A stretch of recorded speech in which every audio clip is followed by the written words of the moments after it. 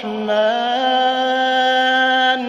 علم القرآن خلق الإنسان علمه البيان الشمس والقمر بحسبان والنجم والشجر يسجدان والسماء رفعها ووضع الميزان ألا تطغوا في الميزان وأقيموا الوزن بالقسط ولا تخسروا الميزان والأرض وضعها للأنام فيها فاكهة